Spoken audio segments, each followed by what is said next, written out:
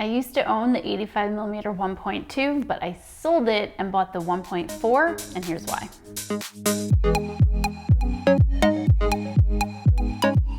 I'm Vanessa Joy, and I am a wedding and portrait photographer here in the New York, New Jersey area.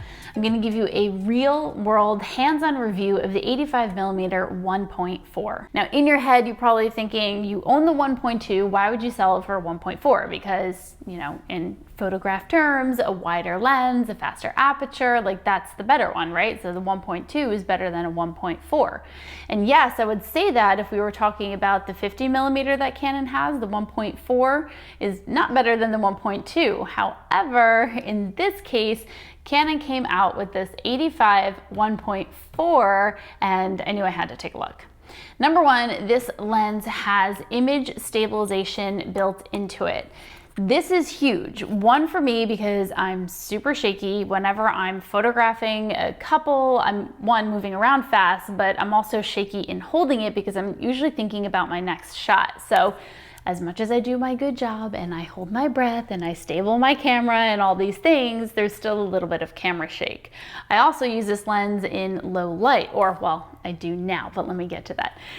So the image stabilization just lets me shoot at lower shutter speeds without worrying about that camera shake. So yay, thank you Canon for that. Now, the difference between the 1.4 and the 1.2, to be honest, when I'm shooting with my prime lenses, I almost never shoot all the way down at 1.2 or whatever the lowest one is. Even with this, I'm not going all the way down to 1.4. That's a personal thing because getting the focus dead on at 1.4 is extremely difficult.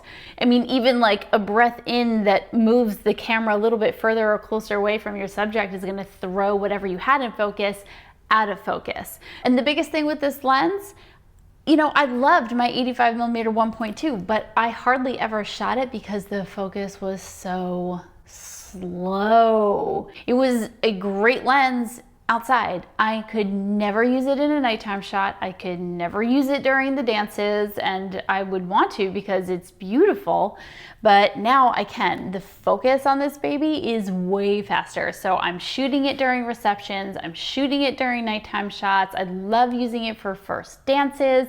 It's gorgeous. The backgrounds are nice and creamy and smooth, as you would expect from a prime lens when shot at a low aperture.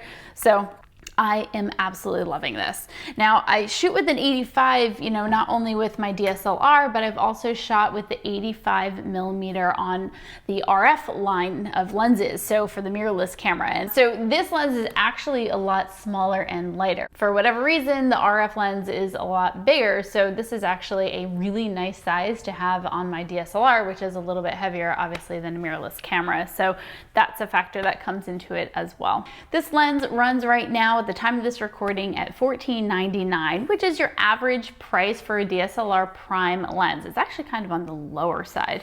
I want to say my 85 1.2 was closer to $2,000 when I bought it. So if you didn't buy that, then I don't know, kudos to you. You can get the less expensive version, which is actually, in my opinion, better than the more expensive version, although it might be less expensive now that this came out. With this lens, I am shooting portraits, I am shooting couples, I am also shooting families if I can. If I can shoot a group of families and I have enough room to step back, I'm gonna shoot it with an 85 because it just brings everybody closer together. It makes them look more concise, more close, more like family that actually like each other, which, you know, if you shoot weddings isn't always necessarily the case.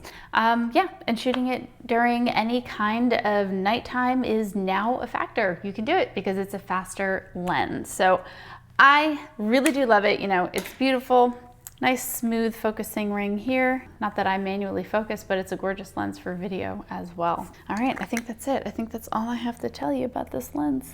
Looking for some inspiration? Then make sure you download my free posing inspiration guide. It's full of ideas for individuals, couples, and groups. Grab it in the link below. So for me, this lens is a must-have in my wedding kit, but I also bring it to a lot of engagement sessions as well, and definitely to any portrait sessions I'm doing for lifestyle or fashion or education. I hope you like the content. Make sure you hit subscribe and ring the bell so you don't miss a thing here on Adorama TV.